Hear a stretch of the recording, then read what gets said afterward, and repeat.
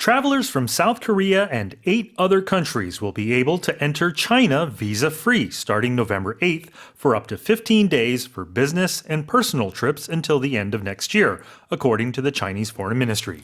중국 외교부가 한국을 비롯한 9개 국가를 대상으로 오는 8일부터 내년 말까지 무비자 정책을 시행한다고 밝혔습니다. 이에 따르면 해당 국가 여행객들은 비즈니스 및 개인 여행 목적으로 최대 15일 동안 중국에서 무비자 체류가 가능해집니다.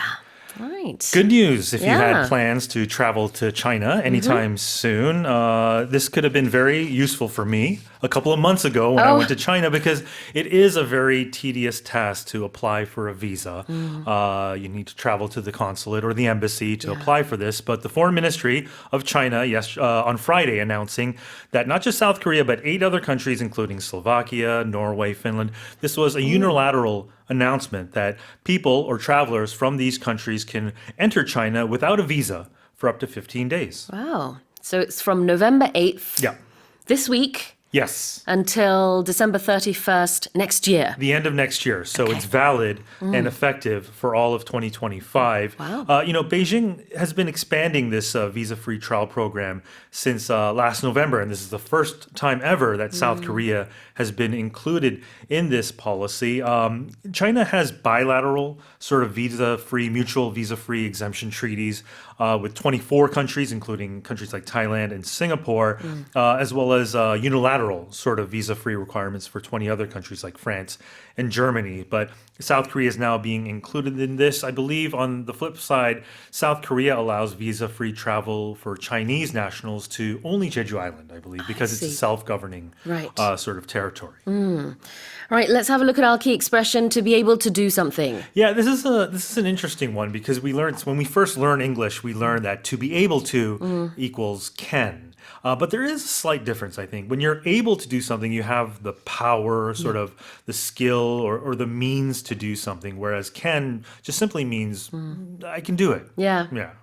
여기서는 countries will be able to enter이기 때문에 be able to 대신에 can을 넣으면 말이 안 되죠. countries will can. 이게 말이 안 되니까요. 그래서 be able to는 have the ability to. 이렇게 할 수 있는 권한이 생긴다. 이런 거겠죠. You can say South Korea and 8 other countries can enter China visa-free. Right? 맞아요. You would just take the will out of there 아, too. 그러죠. But there are instances where they are interchangeable. But there is a slight difference because the be able to has a slight more nuanced connotation of having the ability or the Right. skill to do something. 내가 이런 걸 할 수 있는 스킬이 있다.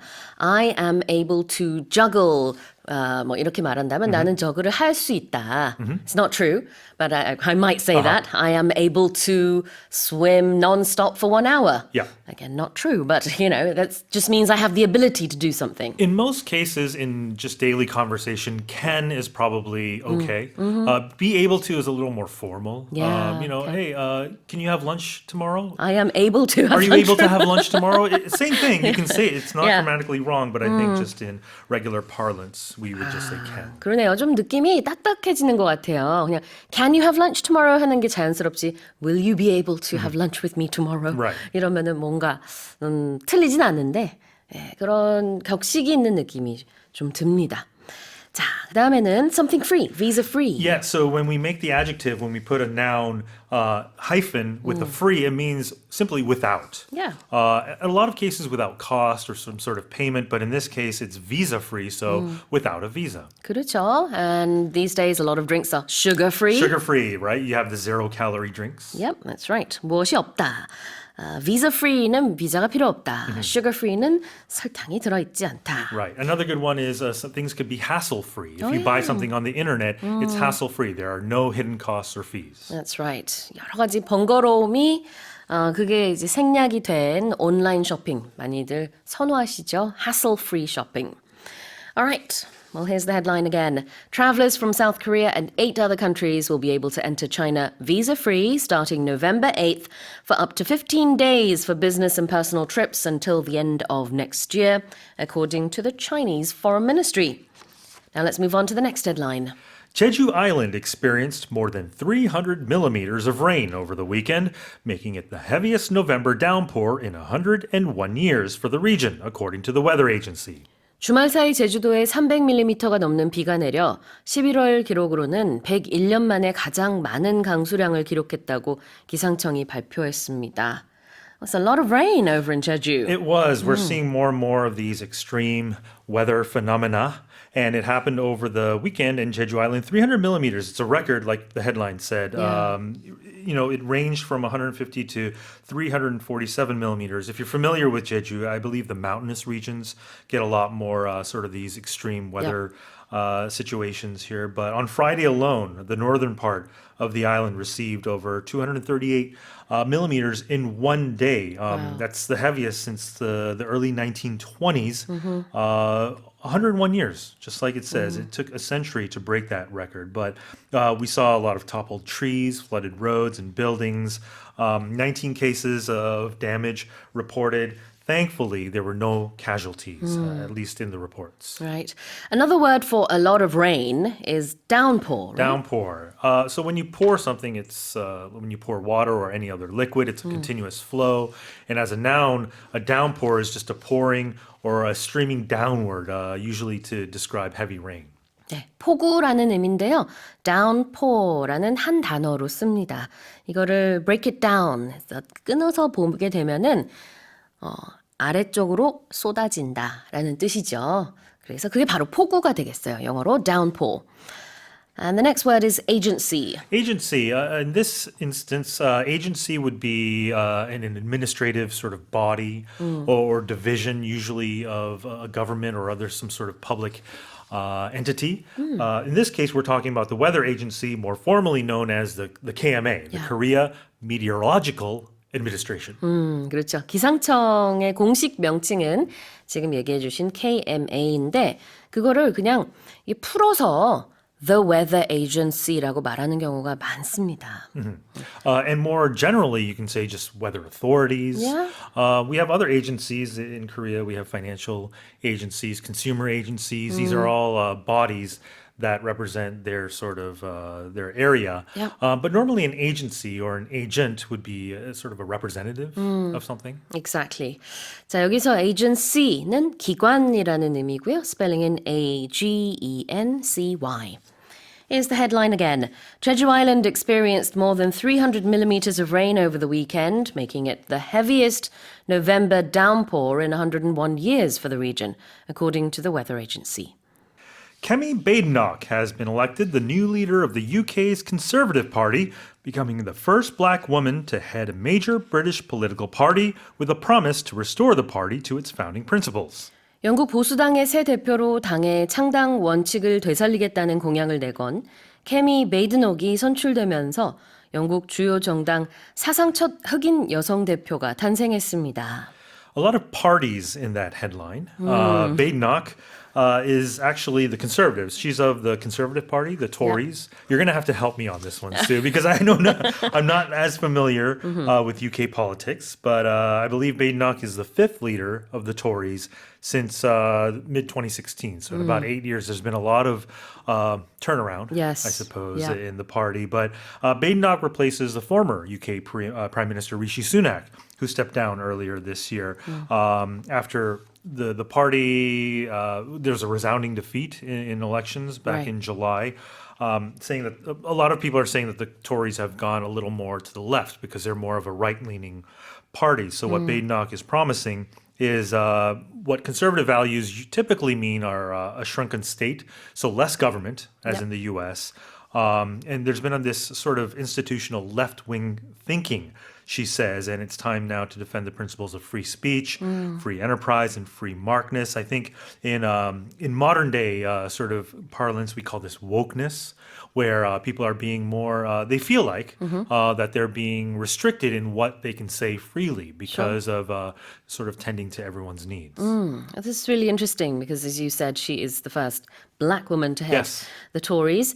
Then on the opposite side, we have, of course, the Labour Party and, of course, the Prime Minister, Keir Starmer. Keir Starmer is the head. Yeah. So the head of the the ruling party is automatically the prime minister. And so Yes. that's why before the head of the ruling party, which was the Conservative, Rishi Sunak, was the prime minister. So you could say she is now the leader of the main opposition, The opposition, party yes. in the UK. And it's pretty exciting, just in general, if you take politics aside, this week we could actually have major, black women in both the U.S. and the U.K. taking on potentially, Yeah. of course, with a big asterisk, taking power and authority in these two major economies. Yep, definitely.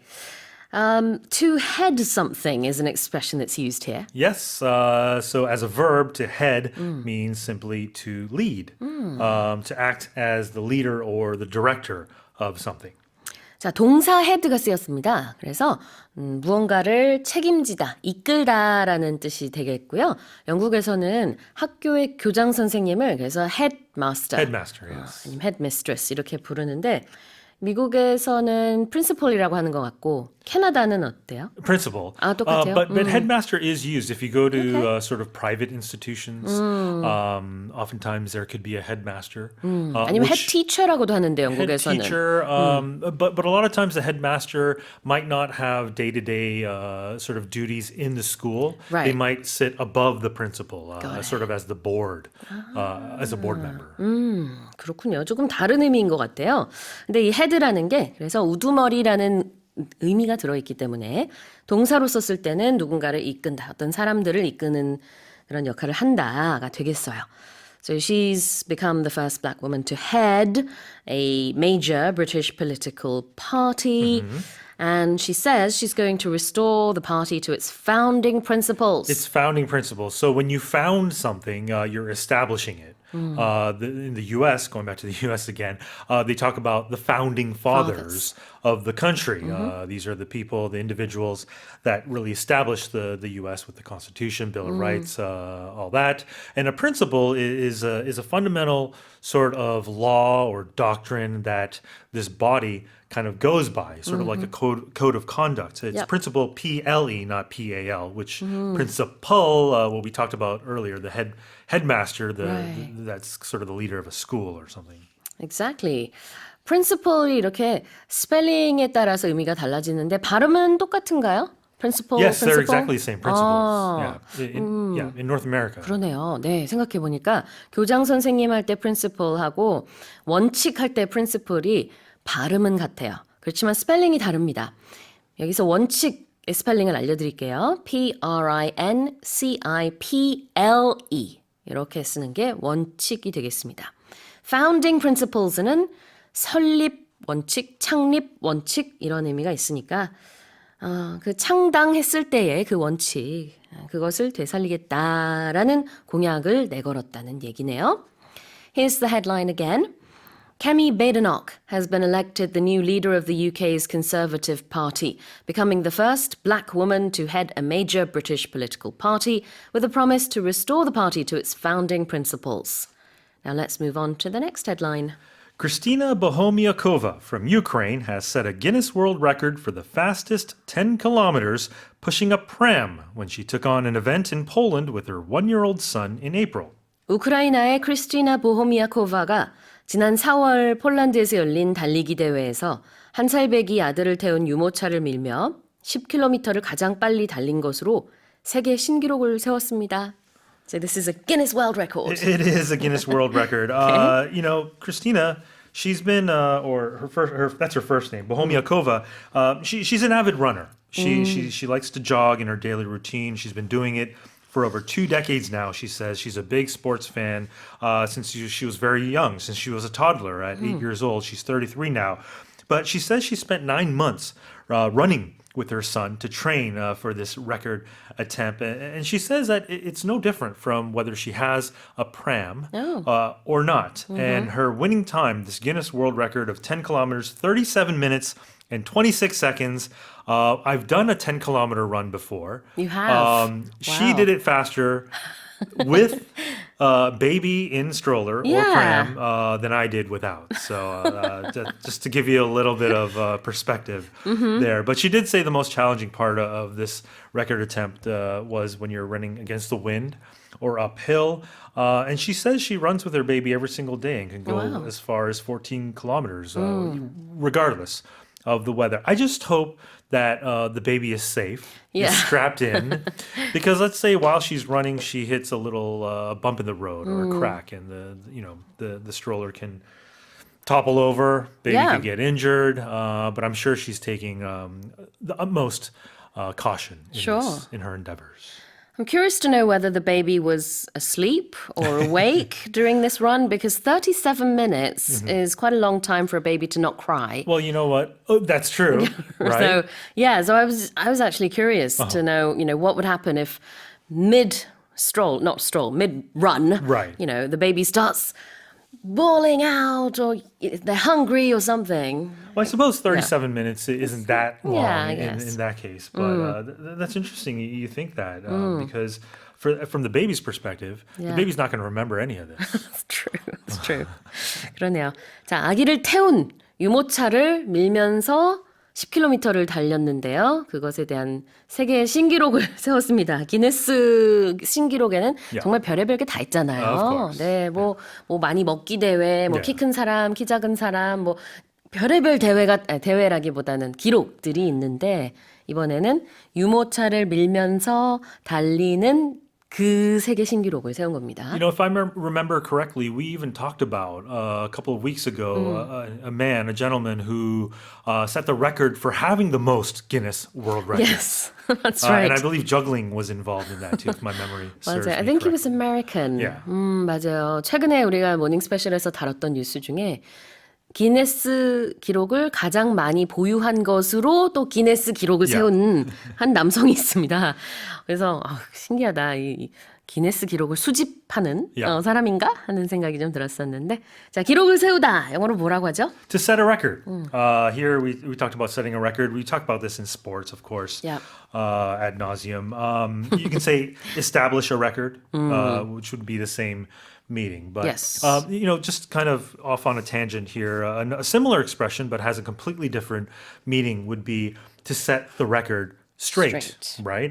Which would be sort of giving a true version of events if something is being reported incorrectly or there's a mistake in something. So to set the record straight, you would say. That's a slightly different meaning. Yes. 자, 일단은 기록을 세우다. 영어로는 set a record, S-E-T, set a record라고 해요. 기록을 깨다는 break a record라고 하고요. B-R-E-A-K.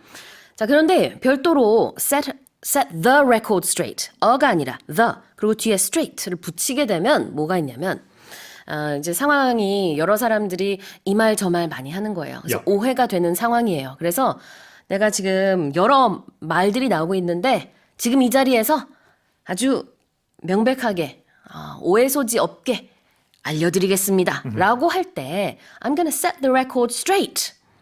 블라블라블라 이렇게 얘기를 하면 됩니다. 그래서 의미가 좀 다르죠. 그때는 제가 확실히 말씀드리겠습니다. 라는 의미가 돼요. I'm gonna set the record straight. Right. So in that case, the record would be sort of facts, the truth. Right. 그렇죠. 그거랑 이제 기록을 세우다는 조금 다르다는 거. 그렇지만 사실 다 이제 뭔가 기록하다라는 의미로는 똑같아요. 기록이 잘못된 것 같으니까 제가 똑바로 기록이 되게끔 알려드릴게요. I'm gonna set the record straight. 그 다음에 어떤 신기록을 세우다. This person has set a new record. What about pram? Yeah, we had a discussion about this before we came on air. A pram, I don't believe I've ever said this word before. And this headline must come from a UK publication because in North America, we don't say pram, right? What do you say? Baby carriage or baby stroller. Baby buggy? Yeah, I've had buggy in the UK. I think that's a UK term. Oh, it is. As well. Okay. Yeah. All right. Or just simply put, we can just say stroller. A stroller. These days in Korea, you see a lot of dog strollers. Yes. Right? But basically, it's a carriage designed kind of like a chair in which a small child may be pushed. 네. PRAM, pram은요, 영국식 표현인데 유모차라는 뜻이에요. 북미권에서는 stroller라는 단어를 훨씬 더 많이 씁니다. S-T-R-O-L-L-E-R가 되겠습니다. 그리고 또 아까 그 기록을 세우다 하면서 선생님이 굉장히 재밌는 표현을 쓰셨는데 You said in sports, this expression is used ad nauseum. Ad nauseum. 그래서 제가 이제 웃었거든요. ad nauseum은 라틴어인데요. 이게 의미는 토가 나올 정도로 nausea. Literally, that's what it means. Right? Yeah. 아니면은 nauseous 그러면은 약간 구토 증상 Yep. 몸이 아플 때 정말 나 지금 배가 너무 메스꺼움, 아파 kind 나 of, 너무 yeah. 메스꺼워 토할 것 같아라고 할 때 I feel nauseous라고 하는데요. 그것의 어원을 따서 라틴어 ad 그다음에 nauseum ad nauseum이라고 하면은 아주 멋있게 표현을 한 건데 좀 지겨울 정도로라는 뜻이에요. So in sports you said this person has set a record is used ad nauseum. Right. 지겨울 정도로 스포츠에서는 많이 듣는 표현이다. 기록을 세웠습니다. 또 무슨 선수가 기록을 세웠습니다. 이러면서 좀 지겨울 정도로 많이 표현을 하는군요. 다시 제가 헤드라인 읽어보겠습니다. Kristina Bohomiakova from Ukraine has set a Guinness World Record for the fastest 10-kilometer pushing a pram when she took on an event in Poland with her 1-year-old son in April. All right, let's move on to the next headline. A powerful geyser of sewage has reportedly erupted from an underground pipeline in Russia, blasting wastewater and debris more than 53 meters into the air. 러시아에서 한 지하 하수도관이 파열돼 오물이 섞인 하수가 공중으로 53m 이상 분수처럼 솟구치는 일이 발생한 것으로 알려졌습니다. Yeah. Oh dear. Yeah, so apparently this video clip online shows this quote-unquote fountain surging for several minutes and spraying just contaminated water, debris over buildings, vehicles, public spaces. And it happened near sort of a busy intersection. And if you talk about 53 meters, to put that in perspective, that's about 17 stories high. So wow. that's fairly high, and it happened next to this high-rise building here in a nearby crane. Residential buildings and those under construction were just doused by this rupture in this Moscow district. And officials in the city have responded. And they said in a statement through a local media outlet that the incident happened due to a routine sort of air fumigation. They were doing some sort of work to clean out procedure in the pipes when this occurred.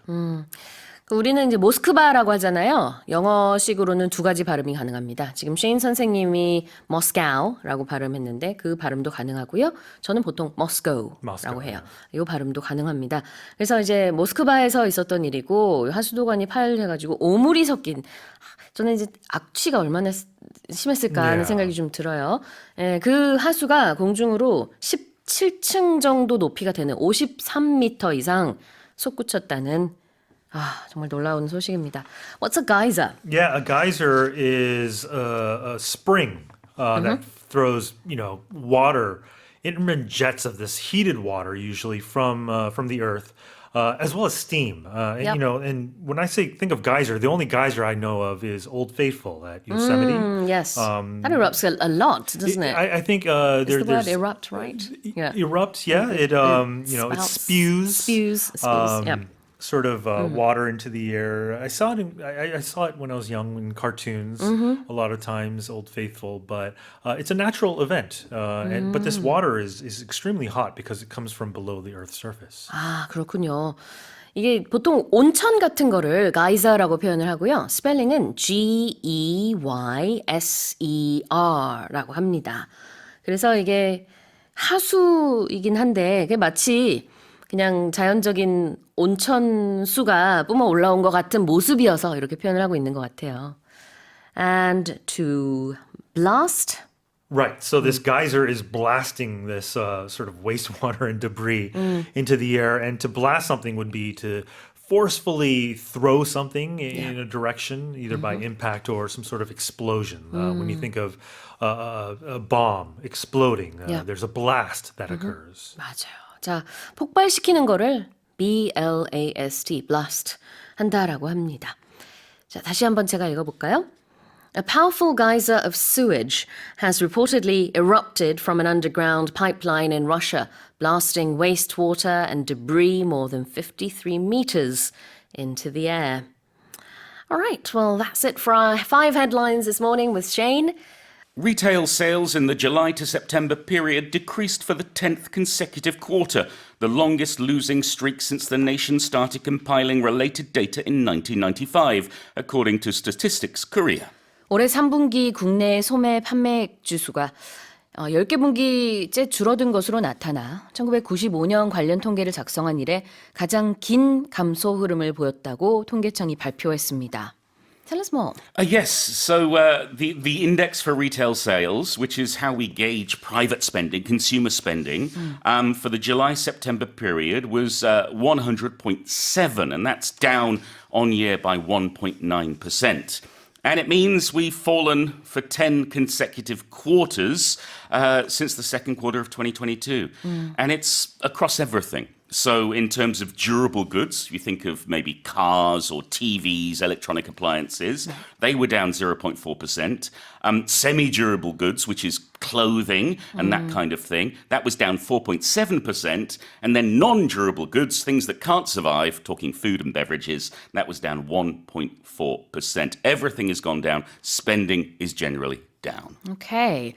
자, 여기서 spending is down이라고 했습니다. 지출을 그만큼 덜 하고 있다라는 얘기인데 좀 더 구체적으로는요. 우리말로 소매 판매액 지수라고 해서 이제 마트 같은 소매점에서 얼마나 많이 쇼핑을 했는지 조사한 겁니다. 그 지수를 얘기하고 있어요.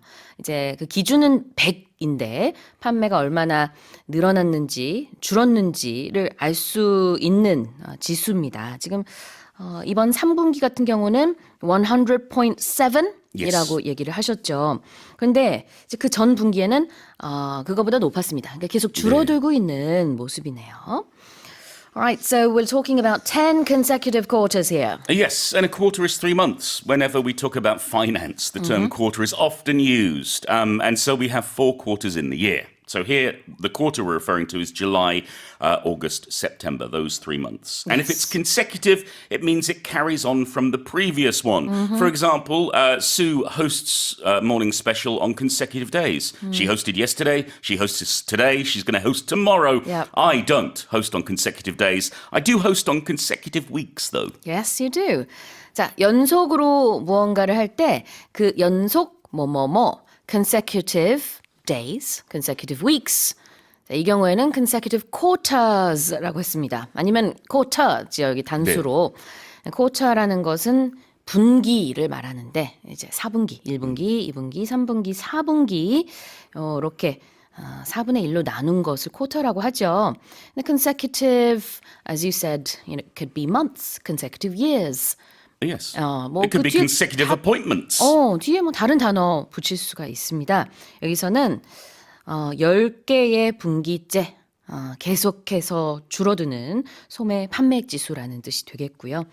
이 3분기라는 표현도 물론 그냥 third quarter 해도 되지만 여기서 retail sales in the third quarter decreased for the 10th consecutive quarter 이러면은 너무 반복적인 느낌이 있어서 Yeah, we try to avoid that in English, especially for one short sentence. Right. We're not looking to repeat any words. We That's prefer right. to use a variety of vocabulary. Exactly. 그렇기 때문에 반복되는 거를 영어는 별로 좋아하진 않아가지고요. 좀 다른 표현으로 July to September period라는 표현을 쓰고 있는데 7월에서 9월이 바로 3분기죠. 자, what's a losing streak? A losing streak will be familiar to sports fans, especially those who don't support the number one team. Because a Yeah. losing streak is when you're losing again and again and again. Or in this case, when Yeah. something is going down and down and down. So yes, the opposite would be a winning streak. So whatever it is, a streak is, again, consecutive. Time after time after time, something is happening, either winning or Yeah. losing. How do you spell streak? Streak. So this is losing consecutively. It is. 그래요. 조금 전에 우리가 그 10분기째 줄어들고 있다. 이런 표현을 봤었죠. 자, 여기서는 연패가 이어지고 있다. 라는 표현이 나왔습니다. losing streak라는 게 연패거든요. 그러니까 마찬가지로 연속적으로 줄어들고 있는 것을 다른 말로 표현한 겁니다. 네. Once again, this is because English does not like repetition if the words are too close to each other. Yes, repetition could be a problem because English doesn't like repetition in the same sentence as if you say repetition too many times as a kind of repetition, Yeah. everybody will think you're really weird. 그래요. 영어의 특징이기 때문에 이건 그냥 받아들여야 되는 것 중에 하나인데 너무 짧은 문장 안에서 같은 단어가 반복되는 것은 좀 지양을 하는 게 좋습니다. 영어에선 그래요. There are exceptions Of and they're course, used yeah. for emphasis, but you need to know the rule before you can break the rule. 그렇죠, 그렇죠. 자, 강조를 위해서는 뭐 반복을 할 수 있지만 일반적인 규칙을 알려드렸습니다. 자, 다시 한번 제가 읽어볼게요. Retail sales in the July to September period decreased for the 10th consecutive quarter, the longest losing streak since the nation started compiling related data in 1995, according to Statistics Korea. Now, here's our second headline. More than 75 million Americans have already cast their ballots as of the Sunday before the US presidential election, slated to take place on Tuesday local time. 현지 시각으로 화요일에 치러질 예정인 미국 대통령 선거를 앞두고 직전 일요일 기준 사전 투표자 수가 7,500만 명을 넘어선 것으로 전해졌습니다. Every 4 years, the world turns to look at the US when it comes to the presidential elections. And if you're a politics fan like me, you've been glued to your news feed as you watch this report or that report. Yeah. But what is clear is that we've got a lot of early voting. And this is early in-person voting or mail-in voting. So we've seen over 40% of the total number who voted in 2020, which was 154.6 million. So we're talking almost half of the voters compared to 2020 have already voted. It's an extraordinary number. Oh, wow. It's a trend. We saw this in the 2022 midterms as well, where more and more people were voting early. For example, if we look at Georgia, which is a state where everybody will be looking to see who wins, more than 4 million have already turned out. And that's 80% of the total for 2020 for that turnout. So it's an incredible number.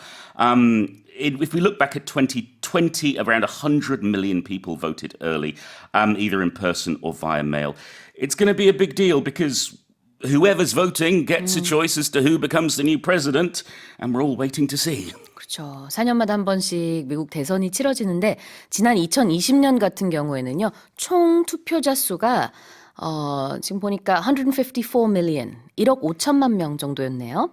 근데 이번에 그 대략 절반 정도인 7,500만 명이 이미 사전 투표를 마쳤다고 합니다. 상당히 많은 미국 시민들이 미리 투표를 했군요. Yeah, I think one of the reasons is I remember seeing almost at every election, when it comes to the end of the day, there are sometimes very, very long lines of people waiting to vote. And of course, if you're in line, you can vote. Right, but right. I think because it's not a national holiday, unlike Korea, people are going to work and then they're voting afterwards. It can get very busy. So voting early can be a very good choice. Yep, absolutely.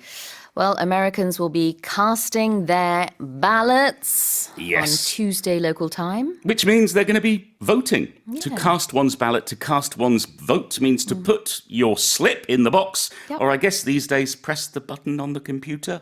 It depends where and how you're voting. Yeah, but I feel like they still use the paper ballot. I think so. It may depend on the state, I perhaps. see. Got But it. certainly, if you think of the word cast, to cast means to throw. Yeah. We use it for fishing, for example, to throw or drop your line into the water. And that's what we do with a ballot traditionally. You take your piece of paper with the tick and you drop it into the box. 아하. Cast one's ballot. 또 다른 말로 cast one's vote. 이게 바로 한 표를 행사하다가 되겠습니다.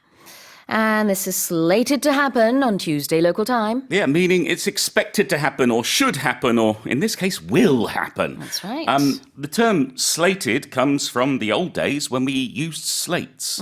So slate is a kind of stone. Yep. And you can write on it with chalk very easily. It's very light, and it was used to create these blackboards or chalkboards.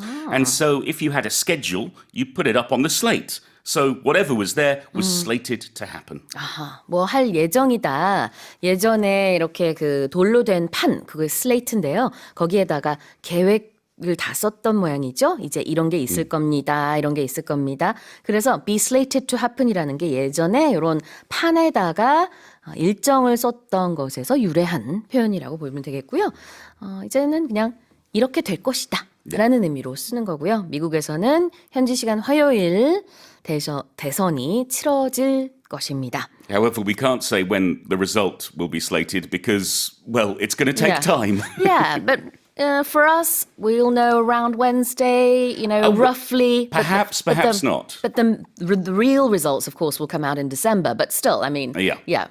Kind of. We'll know roughly, but we'll have to wait and see, as you said. So to all our listeners in America, happy voting. Happy voting, indeed. All right, here's the headline again. More than 75 million Americans have already cast their ballots as of the Sunday before the US presidential election, slated to take place on Tuesday, local time. Moldova's pro-EU President Maya Sandu has claimed a second term after a tense election runoff viewed as a pivotal choice between Europe and Russia.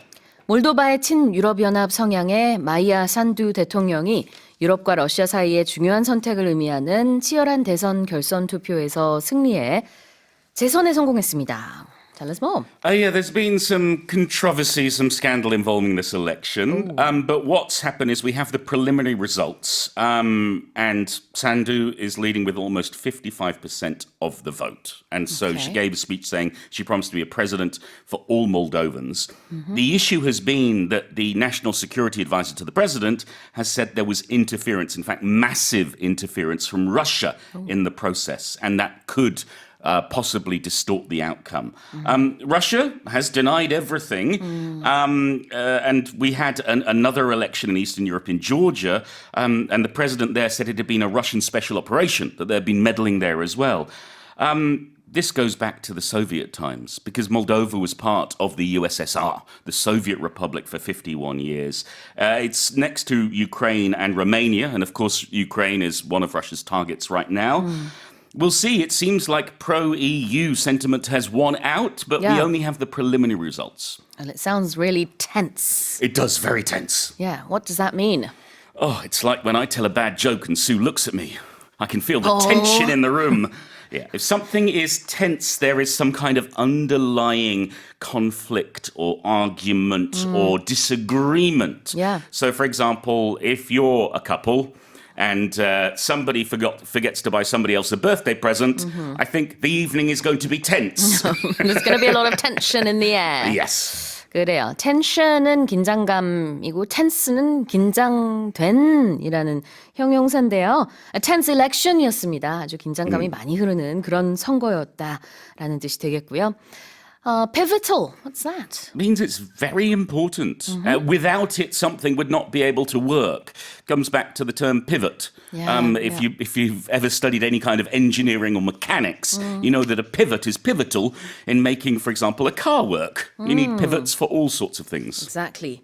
Pivotal이라고 하면 보통 굉장히 중요하다라는 의미로 써요. 그래서 P-I-V-O-T-A-L, pivotal, 매우 중요한 그런 결정이었다라는 표현이 나오고 있습니다. All right, let's have a look at the headline again. Moldova's pro-EU president, Maya Sandu, has claimed a second term after a tense election runoff viewed as a pivotal choice between Europe and Russia. This is our next headline. Scientists have discovered that limiting sugar intake during a child's first 1,000 days of life can help protect against diabetes and high blood pressure later in adulthood. 생후 1000일까지 당분 섭취를 제한할 경우 성인기 후반에 당뇨병과 고혈압 발병률이 감소한다는 학계 발표가 나왔습니다. So don't feed your babies anything sweet. It certainly seems to be, according to these results, and it is quite incredible, that if you restrict the sugar intake in that first 1,000 days, it's linked to a 35% drop in type 2 diabetes in middle age, and a 20% fall in high blood pressure. And it also seems to delay these diseases in terms of high blood pressure and diabetes, maybe by 2 to 4 years later. Okay. So there is a big difference. What's interesting is that they used something that I guess my parents were experimented on.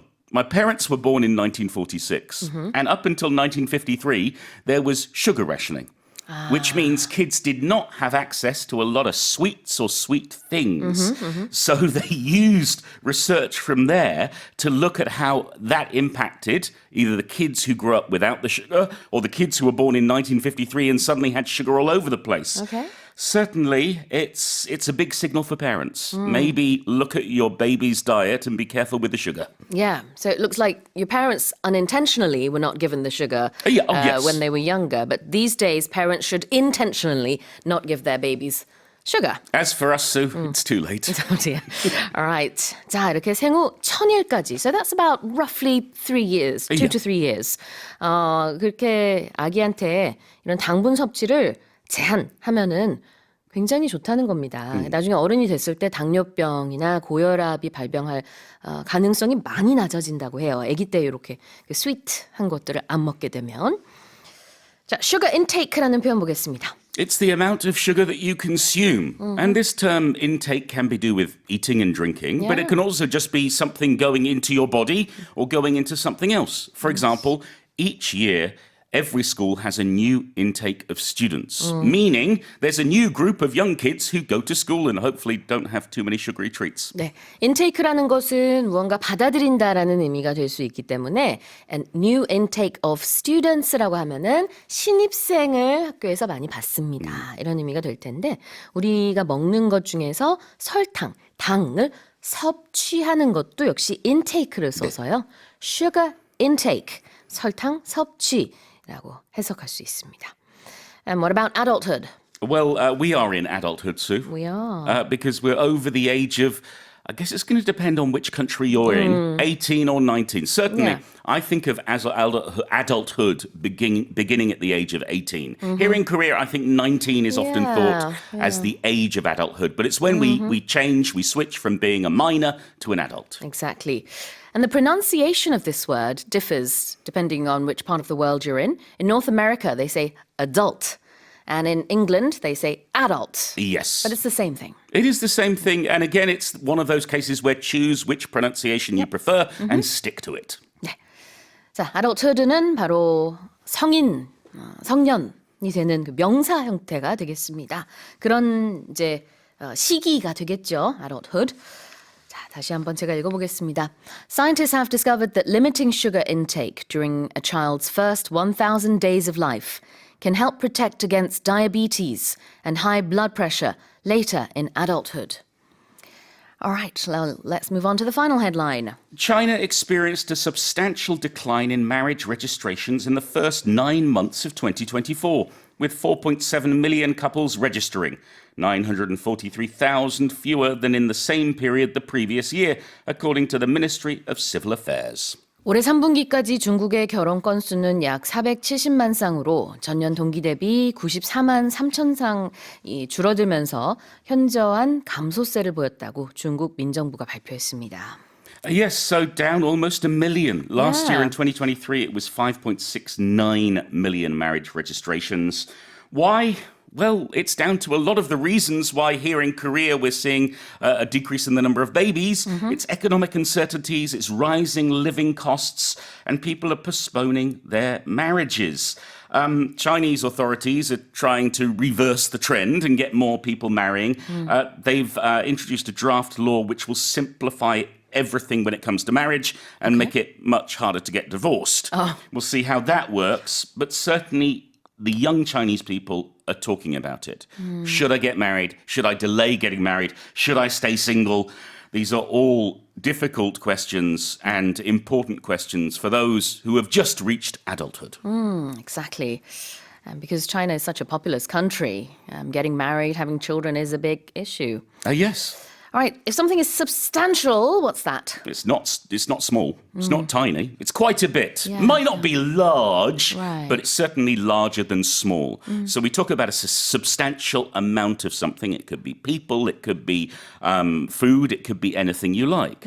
For example, if you're working manual labor, you should always have a substantial breakfast. Right. You're going to be using your body all day. So Yep. you need to make sure you've got your rice, your meat, your soup, your everything else. And in a lawsuit, maybe you have substantial evidence to say, you know, this is my case. I have all this proof. So you promised you weren't going to sue me. substantial이라는 게요. 상당하다, 상당히 많다라는 의미로 많이 씁니다. 그래서 substantial decline이라는 것은 상당히 많이 줄었다라는 뜻이 되겠고요. substantial breakfast 그러면 든든한 아침 식사가 되겠죠. 자, marriage registration.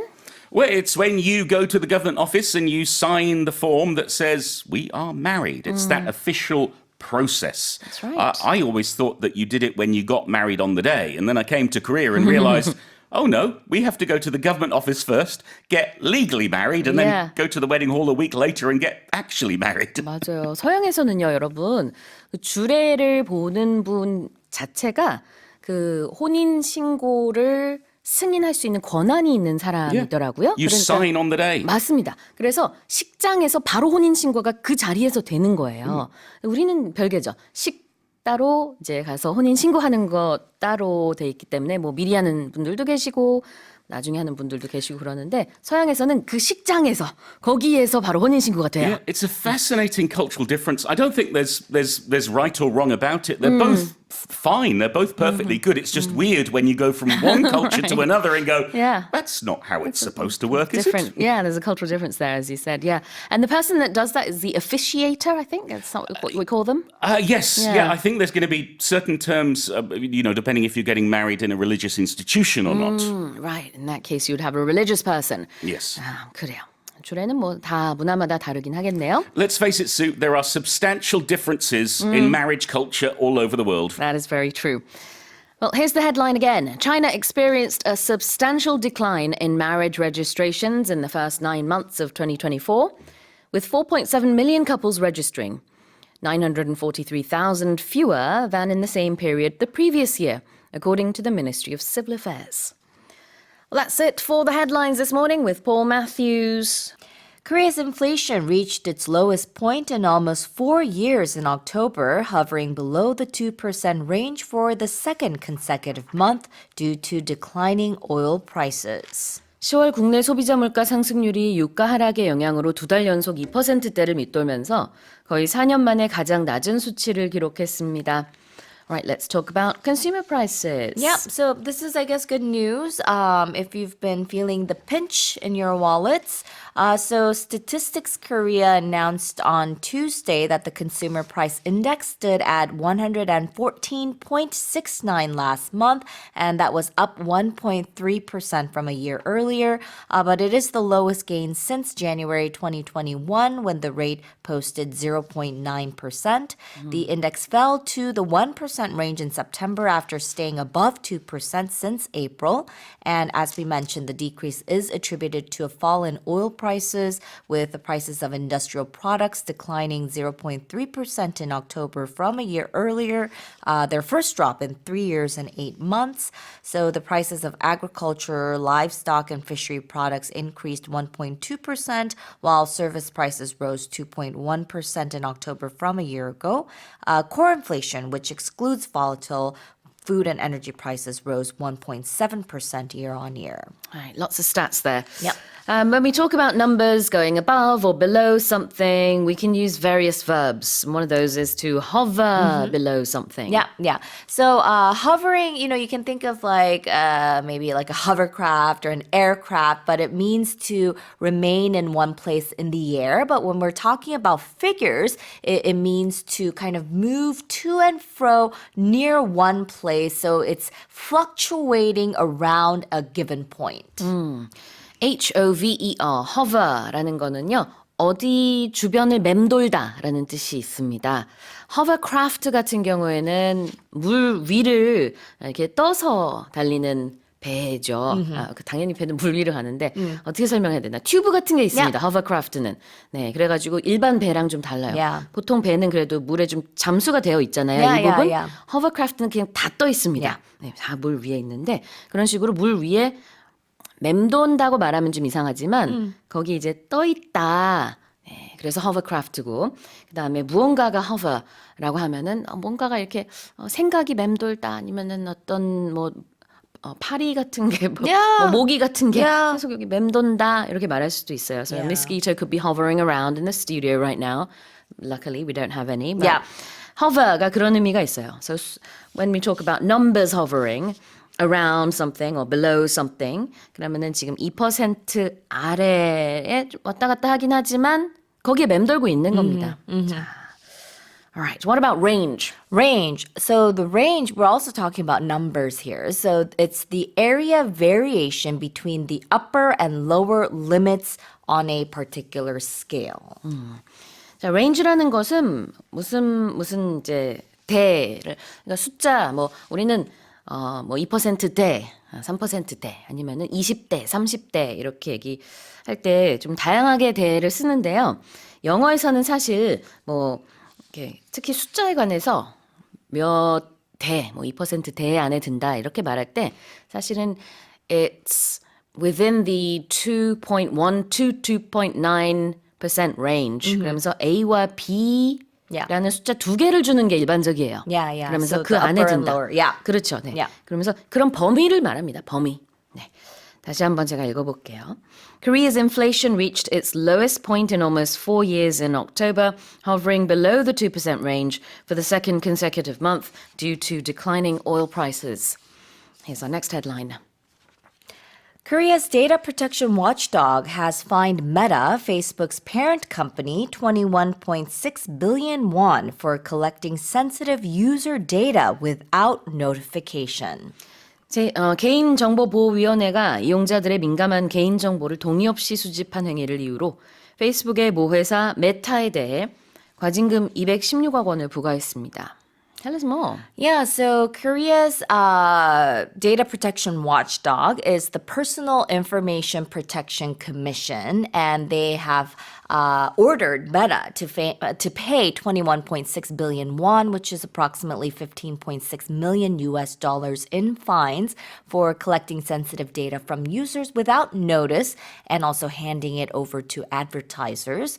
So the commission said that it decided to impose this penalty on Meta during a plenary meeting that was held on Monday after finding out that the company had collected data such as it included religious and political views, marital status, and sexual orientation of some 980,000 local Facebook users, and that violates the Personal Information Protection Act. And this act bans the use of information such as a person's ideology, beliefs, political opinions, and sex life, except when the subject agrees to its use. So Meta is also accused of transferring the information to about 4,000 advertisers who use the data to create customized ads based on the personal interests of these users. So the commission said that the tech giant failed to clearly state where the personal data was being used in its data policy and did not seek user consent or take further protective measures. User consent가 사용자 동의입니다. consent, consent가 동의인데요. 이 사용자 동의 없이 정보를 수집한 것 때문에 지금 개인정보위에서 메타에 이렇게 200억 대의 그런 과징금을 부과한다라는 내용이고요.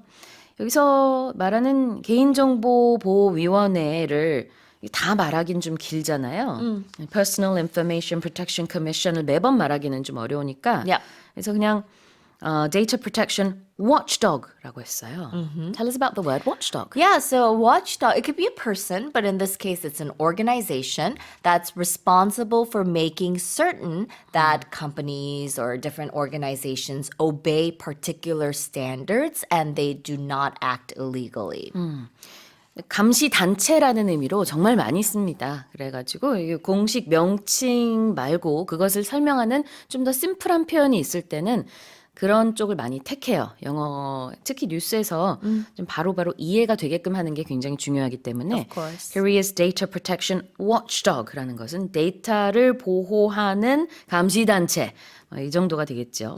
물론 그게 Personal Information Protection Commission, 개인정보보호위원회를 여기서는 지칭합니다. Yep. What about sensitive data? Yeah, sensitive data.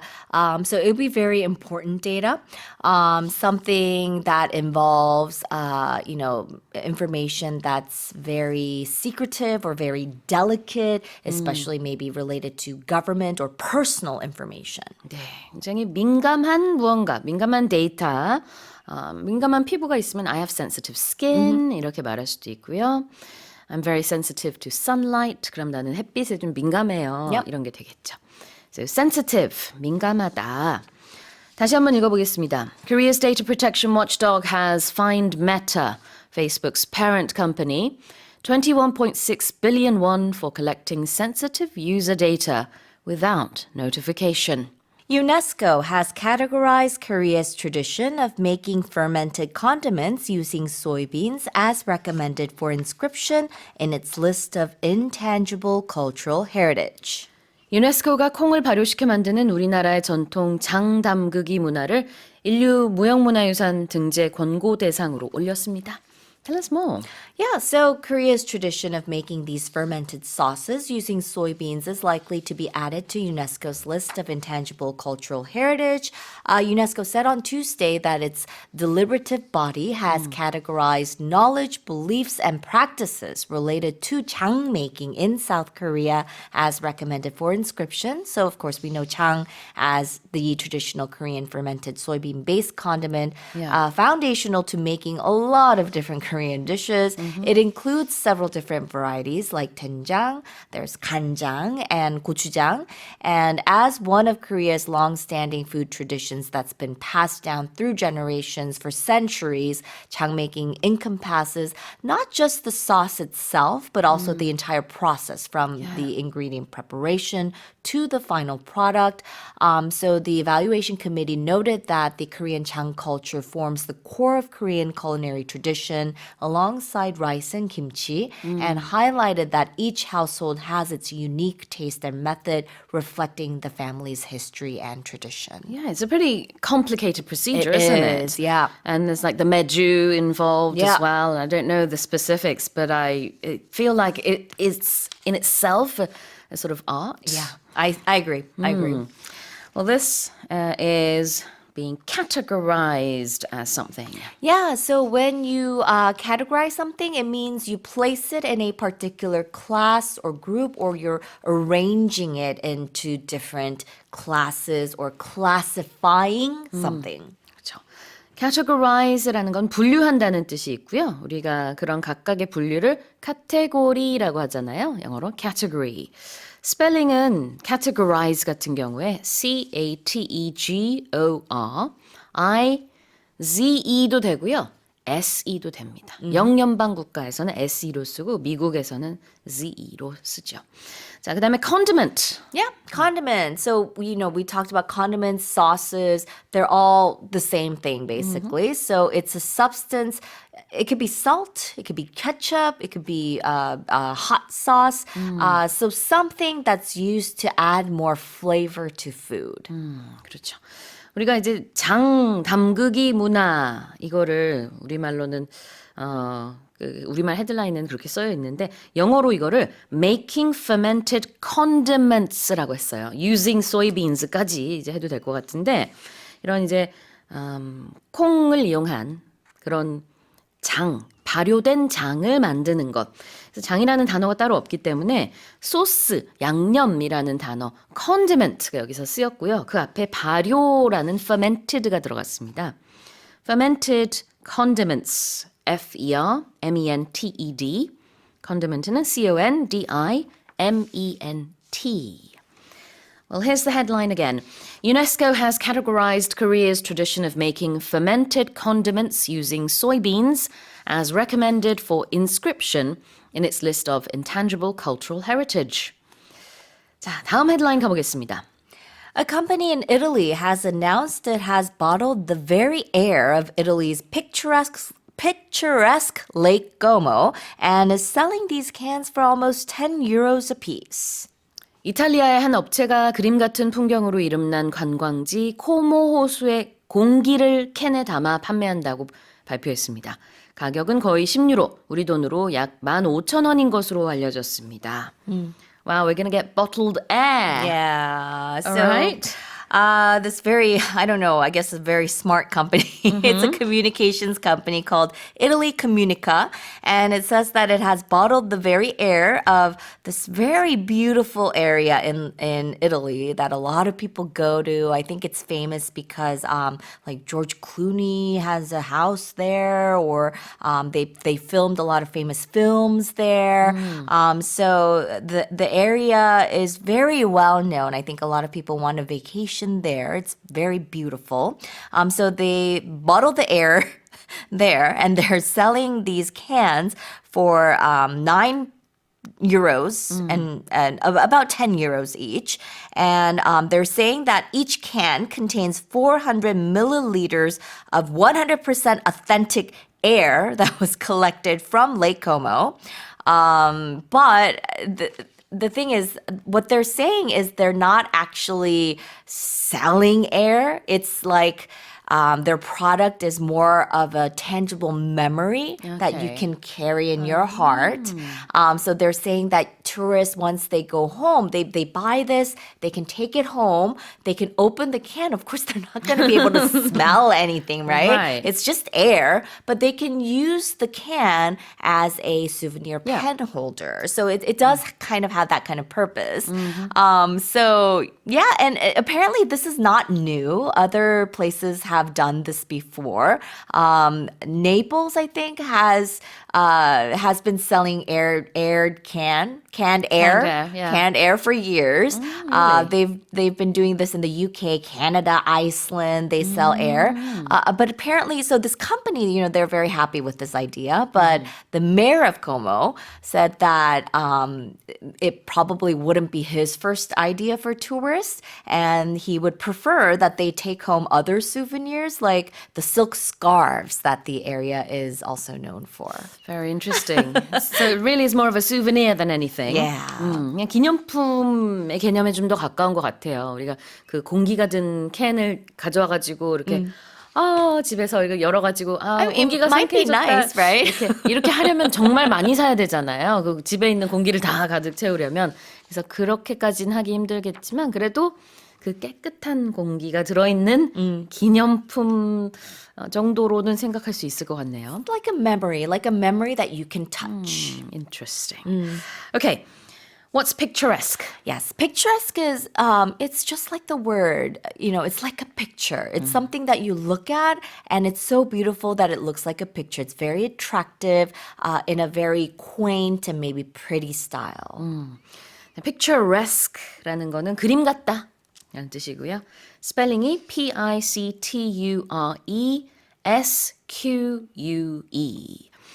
그다음에 이제 a piece라는 단어가 있습니다. It's one word. Yeah, it's one word. So it's A-P-I-E-C-E, a piece. And it just means each. So it's for each one or individually. 각각이라는 뜻으로 a piece라고 합니다. 자, 그러면 다시 한번 읽어볼게요. A company in Italy has announced it has bottled the very air of Italy's picturesque Lake Como and is selling these cans for almost €10 a piece. Let's move on to the final headline. Quincy Jones, a titan of American entertainment and arguably the most versatile pop cultural figure of the 20th century, has died aged 91. 자, 미국 엔터테인먼트 업계의 거장이자 아마도 20세기 대중문화사에서 가장 다재다능한 인물로 평가될 퀸시 존스가 91세 나이로 타계했습니다. Tell us more. Yeah, so he passed away on Sunday night local time in his home. He was surrounded by his family. So may he rest in peace. As we mentioned, he's a very, very versatile artist. He's very well known for working with stars from Frank Sinatra to Michael Jackson to even Will Smith. Yeah. He's just one of the figures in, I think, pop culture history that we just hear the name and we immediately recognize. So he's best known for producing very famous albums by Michael Jackson that made him the star he is. So in the 1980s, he produced Thriller, Off the Wall, and Bad. He kind of made Michael Jackson who he is. Yeah. And he also produced albums for Frank Sinatra, Aretha Franklin, Donna Summer. He was also a successful composer of film scores. He was a band leader in a big band jazz. He was also a TV and film production company owner. He produced the sitcom with Will Smith, The Fresh Prince of Bel Air, which was very, very big hit. Yeah. And he is the third only to Beyonce and Jay-Z for having the most Grammy Award nominations of all time. He had 80 nominations to Beyonce and Jay-Z's 88 each. 네. 굉장히 유명한 음반 프로듀서입니다. 퀸시 존스가 91세 일기로 별세했다는 소식이고요. 벨에어 그 Fresh Prince of Bel-Air 시트콤을 만든 사람 중에 한 명이기도 한데 별세했을 때도 벨에어에 있는 자택에서 돌아가셨다고 합니다. 굉장히 유명한 그 뭐 마이클 잭슨의 스릴러 같은 거 뮤직비디오도 역시 이 퀸시 존스가 프로듀싱을 했고 저는 퀸시 존스 하면은 We Are the World가 가장 먼저 떠오르거든요. 이제 많은 가수들이 모여가지고 그 모금 행사를 하기 위해서 가수들은 무료로 노래를 부른 것이지만 이제 그 CD가 팔리면서 모으게 된 돈으로 그때 당시에는 아프리카에 있는 아이들을 예, 돕기 위한 모금 행사였죠. 그리고 그 이후에는 또 한 번 이제 IT 지진 때도 또 한 번 비슷한 앨범이 만들어졌었고 그 두 번 다 퀸시 존스가 같이 했습니다. He was a titan. Let's look at the word titan. A titan is, he was a huge figure in the American entertainment industry. So we call these huge figures a person or thing of very great strength, intellect, or importance, a titan. 타이튼은 이제 아주 중요한 사람이라는 뜻으로 비유적으로 많이 쓰고요. Arguably something. So arguably is used when you want to say it may be argued. So it's used to kind of qualify the statement or of an opinion or belief. So you use this when you're stating your opinion or belief as a way of giving more authority or credit to it. Arguably 뭐뭐뭐라는 것은 거의 반박의 여지가 없지만 그래도 뭐 100%까지는 아닐 때 이렇게 arguably라는 단어를 붙여요. 그러니까 여기서는 arguably the most versatile pop figure라고 했습니다. 그냥 arguably를 빼버리면은 he was the most versatile pop figure 이런 이제 100% 확신이 들어간 문장이 될 텐데 그렇게 말하면은 그 외에도 굉장히 다재다능한 팝 아티스트들이 좀 서운할 수도 있고 팬들이 아니야 그러면서 There will be one person that will argue against 그렇죠. you. 네. 다른 팬들은 또 다르게 생각할 수도 있으니까 뭐 거의 다 이렇게 생각하지만 100%는 아닐 때 arguably라는 단어를 쓸 수 있습니다. arguably.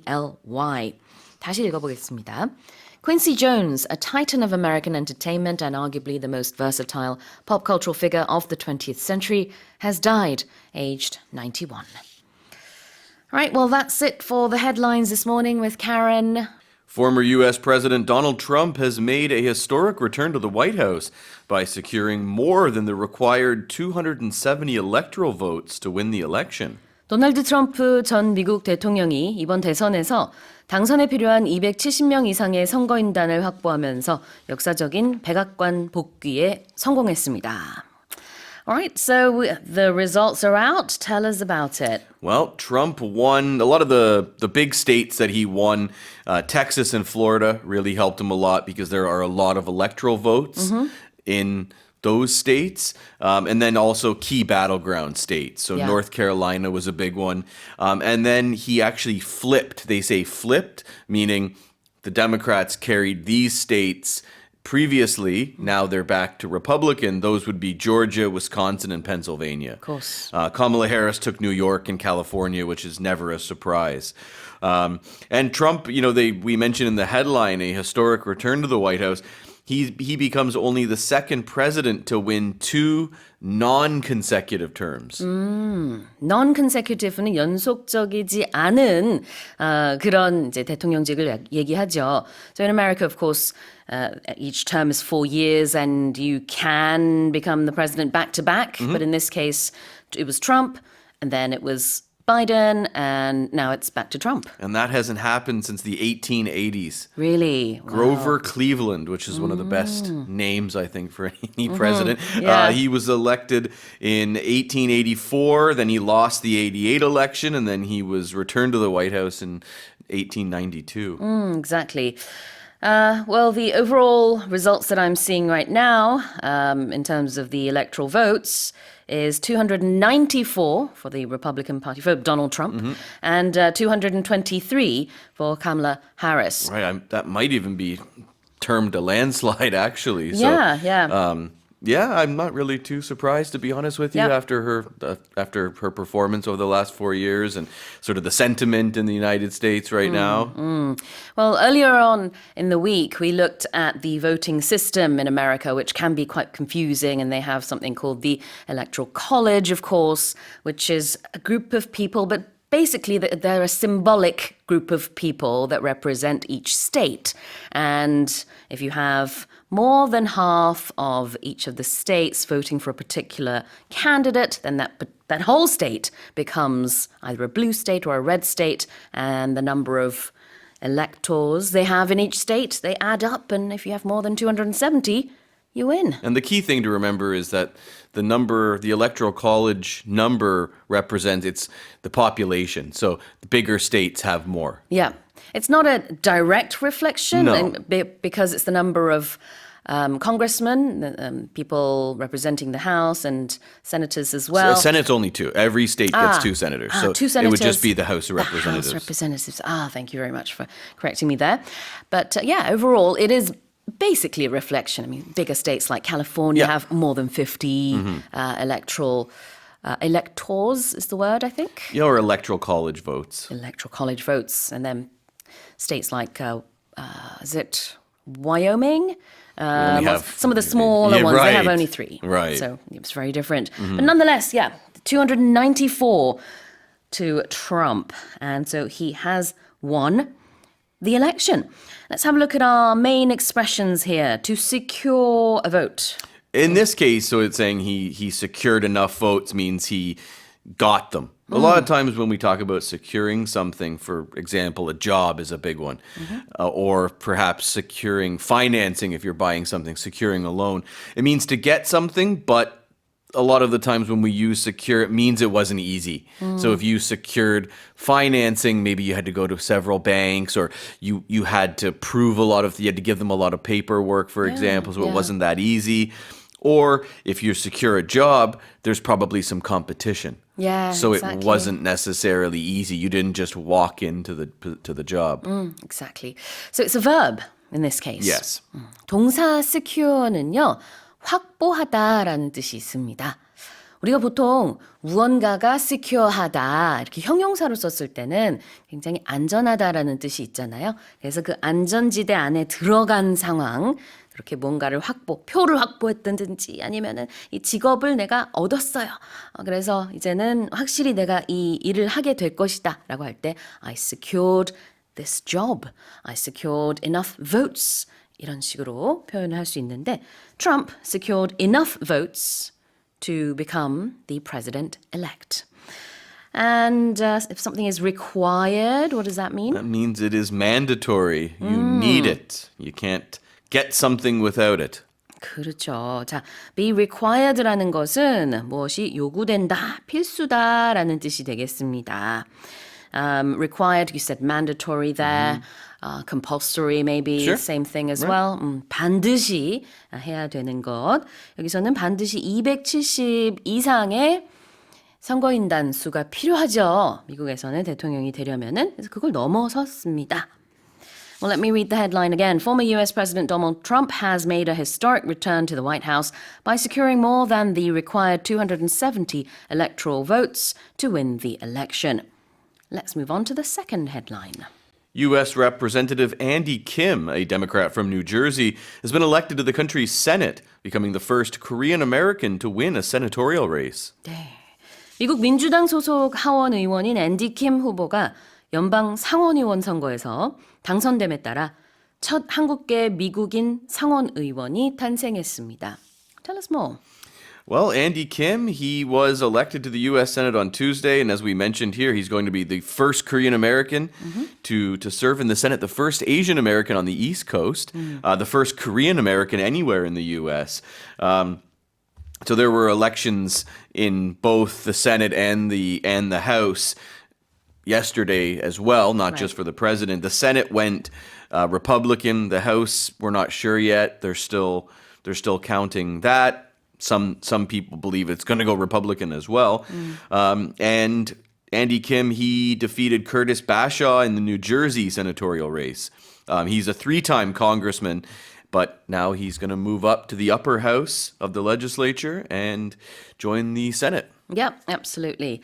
자, 보통 우리가 미국의 하원, 그다음에 상원을 얘기할 때 영어로는 House Representative라고 하는데요. House라는 단어를 빼도 같은 의미군요. So you don't have to say House Representative. You can just say Representative. That's usually how they would write it in U.S. news, because it's implied that we're talking about the people know who they're talking about. 아, 그러니까 이게 대문자 R로 써서 Representative라고 하면은 그냥 대표 이게 아니고요. 하원의원이라는 의미가 되고요. 그다음에 이제 Senate에 있는 의원은 상원의원은 Senator라고 역시 이제 대문자 S로 이름 앞에 쓰겠죠. A lot of times you'll just see like REP period Yep. and then their name. So then you know, and then sometimes it'll even have in brackets R or D to tell you Republican or Democrat. Right, Yeah. right. And then you can also just say congressperson, congressman, congresswoman. Technically, that would refer to anyone in Congress, so anyone in the House or the Senate, but Right. normally when it's written or when people say it, they mean someone in the House, because if it's a senator, they'll just say the senator from whichever state. 그래요. 자, 그래서 보통 이게 줄여가지고 그냥 SEN 점 아니면은 REP 점 해가지고 각각의 의원에 대한 긴 기사가 있을 때는요. 이거 매번 길게 쓰기가 좀 뭐하니까 줄여서 씁니다. 그래서 REP 점 누구누구 하면은 하원 의원이구나. 그다음에 SEN 점 그러면 상원 의원이구나 할 수 있고요. 보통은 이제 어느 주에 소속돼 있는지도 같이 나오고 그다음에는 공화당인지 민주당인지 괄호 안에 R 아니면 D 이렇게 보통 씁니다. 자, 그다음에 race라는 단어를 한번 볼까요? In this case, we're talking about an election. Now, a race is a contest, a competition. If you have any kind of like a running race, it's a competition. So they use it in elections as well. You can think of it as a political contest or a political competition. 그렇죠. Whoever, 여기서 and they say race because you're trying to reach a certain number of votes a lot of the time. Yeah, the presidential race has just ended, and this is the senatorial race that we're talking about. 선거전이라는 뜻으로 race를 많이 씁니다. 네. 자, 그러면 다시 한번 읽어볼게요. U.S. Representative Andy Kim, a Democrat from New Jersey, has been elected to the country's Senate, becoming the first Korean American to win a senatorial race. South Korea, Australia, New Zealand, and the Group of 7 nations have reportedly expressed grave concerns over the deployment of North Korean troops to Russia and their possible use in the war against Ukraine. 북한군의 러시아 배치 및 러시아와 우크라이나 간 전쟁 참전 가능성에 대해 한국, 호주, 뉴질랜드와 주요 7개국, 즉 G7이 심각한 우려를 표명한 것으로 알려졌습니다. Tell us more. Well, it's not good news. The foreign ministers from all these countries, they said that North Korea's direct support for Russia's war against Ukraine would mark a dangerous expansion of the conflict. They did mention that it shows Russia's desperate efforts to compensate for all of its losses. The top diplomats also condemned in the strongest possible terms the increasing military cooperation between North Korea and Russia. And they also mentioned Russia's unlawful procurement of North Korean ballistic missiles. So that means purchasing North Korean ballistic missiles. Ukraine says that there's an estimated 11,000 North Korean soldiers near a border region in Russia that Ukraine actually has a strong foothold in. There's been conflicting reports if they've been in any combat yet. In recent weeks, South Korean and U.S. intelligence have said that, as well as NATO, also said that they have seen evidence of North Korean troops being involved in the war. Moscow and Pyongyang so far have not responded directly to any of these allegations. 아직까지는 러시아와 북한 측에서 공식적인 입장을 내놓지 않았다. 방금 전에 그 얘기를 해주셨고요. 정말 많은 나라에서 우려를 표명하고 있습니다. 특히 러시아가 북한으로부터 불법적으로 여러 가지 미사일을 조달한 것에 대한 역시 우려를 표명했다 이런 얘기도 했는데요. 이 조달하다라고 할 때 procure, P-R-O-C-U-R-E 이런 단어를 씁니다.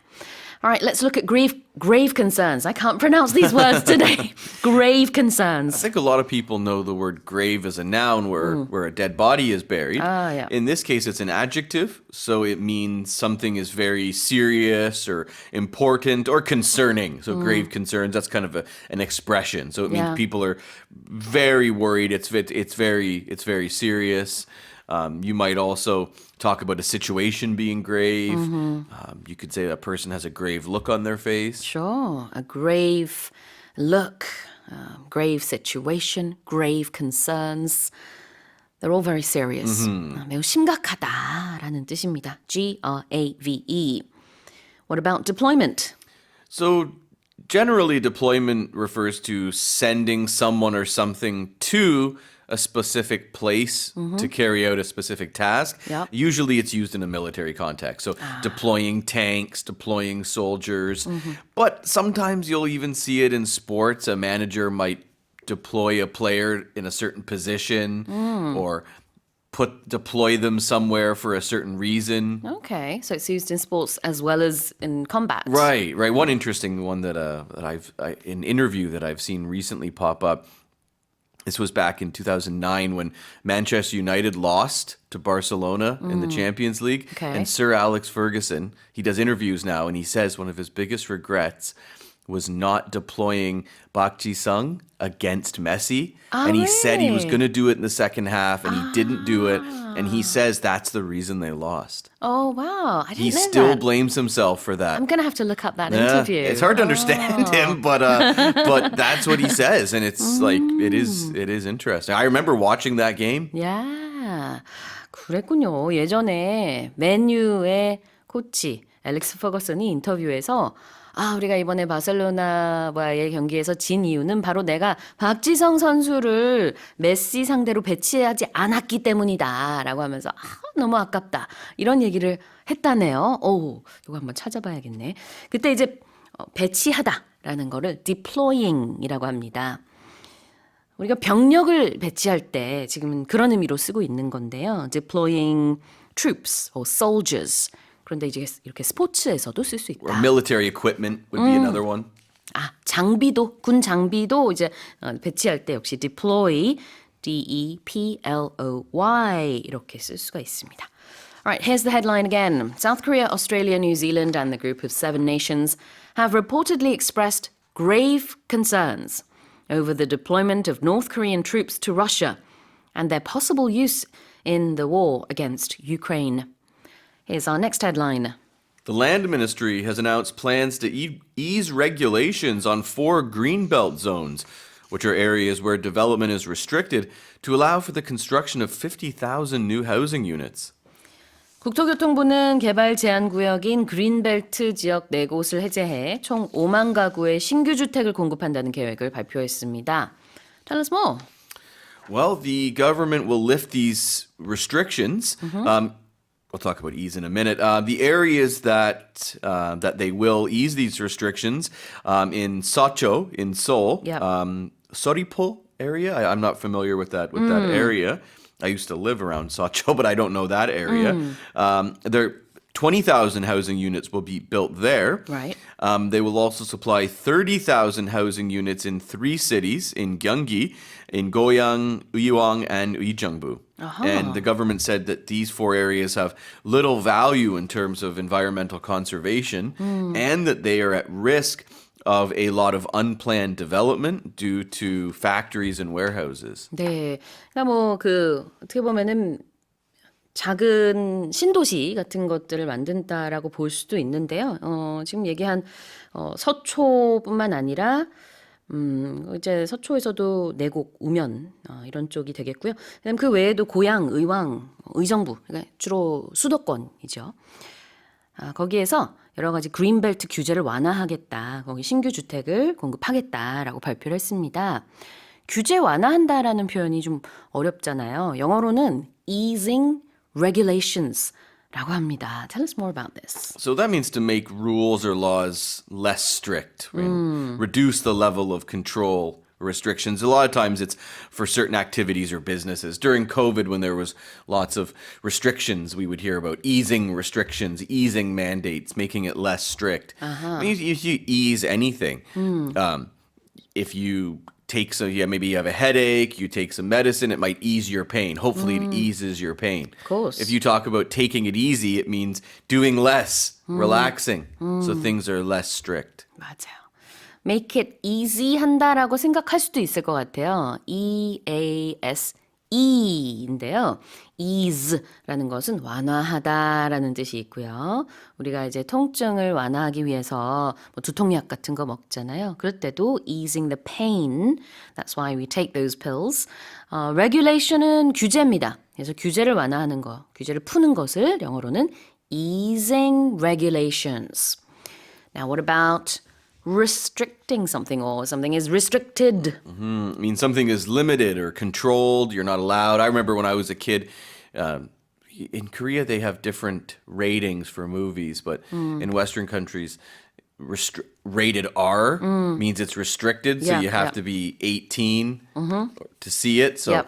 when I was a kid and you'd see the previews for movies like Terminator 2, rated R. And it was almost cool if it was rated R because you knew it was going to be good. You knew there'd be violence and Yeah, stuff. exactly. 자, restricted라는 게 영화의 그 카테고리 중에서 우리는 뭐 19금이라고 하는데 외국에서는 이제 R이라는 대문자 알파벳을 써요. 그게 restricted의 약자인데 제한되어 있다. 시청 대상이 제한되어 있는 영화다. 그래가지고 보통 그런 영화는 18세 미만은 볼 수 없습니다. So you have to be 18 to watch it? You had to be Over 18? Yeah, it did be at least 8. I think it was 18 to 18? go to the movie theater to see it. 아, 그렇군요. So I remember trying to go to see some. Like I tried to see Pulp Fiction and they wouldn't let us in. Did they card you? Can I Oh, have- I think I was like 12, so they were like, okay. no, So, you're they not. just- okay. One time I tried to see. My dad tried to take me to one, and they wouldn't. Like I remember hearing, "Oh, if you're with a parent, they'll let you," but they wouldn't in this movie theater. I was trying to see a okay. Jean-Claude Van Damme movie. Okay. I still remember it was Time Cop, and they were like, "No, he's not 18. He can't come in." I see. Is it very violent? Is that why it's It's just R-rated? the rating. It's just like, okay. yeah, it's usually violence. It's violence or the content or nudity, things Yeah. like that. Sure, 맞아요. 보통 이 R-rated 영화들은 뭐 지금 얘기한 것처럼 좀 폭력적일 수도 있고 뭐 언어가 좀 셀 수도 있고 그런 것들이죠.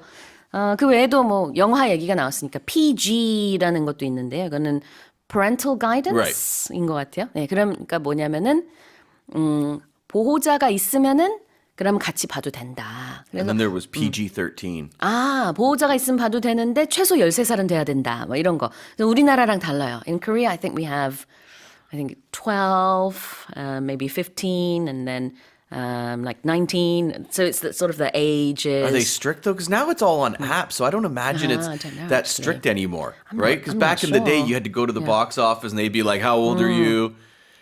Yeah. Well, with the movies that I pay for when I watch them online, if they are R-rated, they ask me to put in some information. like your phone personal number and it checks information. your- just checks to your see age, right. If I'm not a minor. Right. 자, restrict가 원래는 근데 제한하다라는 뜻입니다. 그래서 development is restricted in greenbelt zones. 보통 greenbelt 구역에는 개발이 제한되어 있죠. 자, 다시 한번 제가 헤드라인을 읽어보겠습니다. The Land Ministry has announced plans to ease regulations on 4 greenbelt zones, which are areas where development is restricted, to allow for the construction of 50,000 new housing units. Let's move on to the final headline. The UK government has announced that university tuition fees in England would be raised for the first time in 8 years as higher education institutions grapple with yawning financial deficits. 영국의 고등교육기관들이 늘어나는 재정 적자로 어려움을 겪자 영국 정부가 8년 만에 자국 학생 등록금 상한선을 인상하기로 결정했습니다. Right, so normally people in the UK, students in the UK, they get to pay less than their international counterparts. but I guess they're going to have to pay a little more than what they used to pay. And as you just mentioned there, because of now there's less international students. That's one of the big reasons for this. So they're allowing tuition to rise 3.1%. Okay. A lot of university leaders blame the crackdown on immigration, which has restricted international student numbers, which were already hit hard by the UK's departure from the EU. Brexit. Right, exactly. International students typically pay more. I didn't have any numbers of how much more they pay. It's usually a lot more. In Canada, it's way more. Yeah. So I imagine it probably is the same. Similar, yeah. Right, exactly.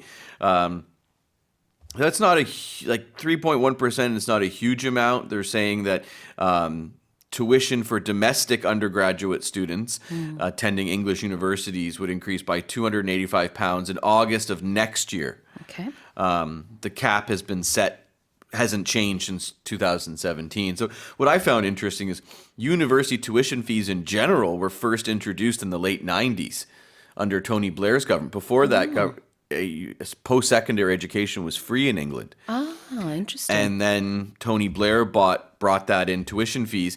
In 2012, the Conservatives tripled the maximum amount that universities could charge. It got up to $9,000. And then they put a cap just a few years ago. Right. Back in 2020, the current prime minister, before he was prime minister, Keir Starmer, he pledged to scrap tuition fees if he became the leader of the Labour Party. Well, he is. And what's happening to the... Obviously, that's not. He's had to backtrack on that when he's see. seen. Well, we're going to see due to all these deficits that the universities are running. It's really interesting. 그러니까요. 이제 영국 학생들이 내는 대학교 등록금은 그 국제 학생들이 내는 등록금에 비해서 많이 저렴합니다. 뭐 상대적으로 그렇다라는 거고요. 반대로 말하면은 국제 학생들은 굉장히 비싼 등록금을 내고 보통 이제 영국 학교를 다니죠. 근데 영국뿐만 아니라 캐나다도 그렇고 미국도 그렇고 다 어느 나라나 좀 그런 것 같긴 해요. 그래서 자국 학생들은 그래도 그렇게 비싸지 않은 등록금을 낼 수 있었는데 문제는 뭐냐면은 영국에서 여러 가지 이민 정책들을 계속 강화하다 보니까 국제 학생들이 주는 거예요. 그래서 학교에서 운영은 해야 되는데 국제 학생이 줄다 보니 이제 자국 학생의 대학 등록금을 조금씩 올릴 수 있는 그런 상한선을 높였다. Alright, let's have a look at our first term, and it's to grapple with something. So grapple can be used in two ways, but the meaning is the same. It means to struggle. So you can struggle with something that you can't see, like a problem, an issue. Sure. You're struggling, trying to figure out how to deal with it. It can be difficult. The other side, grapple, is physical. So this can be you're in a wrestling match, right. Or you're moving something and it's hard to move, so it's hard to hold on to it. You're kind of grappling with it. 그렇죠. Grapple with something이라는 거는 무언가를 붙잡고 씨름하다라는 느낌입니다. And yawning deficits? Yeah, I don't see this too often, but if someone's yawning, Yeah. what's that called in Korean? 하품. But so you open your mouth really wide. So even though I'm not familiar with seeing it used this way, I could still understand what they meant by it. So you can use it this way. It's perfectly correct English. It means an amount that is extremely large. And like I imagine it means growing. It's yawning. So these yawning deficits, they're getting extremely large and difficult to control. Oh, that's an interesting usage of the word. Yawning is also quite addictive. Not addictive, that's not the word. What's the word? Contagious. Contagious, Sorry, yes. that's the I word. couldn't get it either. Contagious. If you see someone yawn, for some reason, you kind of feel like you need to yawn too. I know. You're going to make me yawn now. That's what I'm trying to do. I'm trying to see if it works. Okay. yawning, 하품 하는 게 상당히 전염성이 있잖아요. 그래서 그 얘기를 지금 했는데 하품이 여기서 왜 나오냐 궁금하시죠? 이게 yawning deficit라고 하면은 입이 이렇게 쫙 커지는 것처럼 무언가가 커진다. deficit라는 게 여기서는 그 여러 가지 재정적인 뭐 빚이라든지 그런 적자가 되겠죠. 그러니까 재정 적자가 계속 늘어나고 있다라는 뜻으로 쓰고 있습니다. 입이 이렇게 커지듯이. 자, 그럼 다시 한번 읽어보겠습니다. The UK government has announced that university tuition fees in England would be raised for the first time in 8 years as higher education institutions grapple with yawning financial deficits. Well, that's it for our headlines this morning with Ray.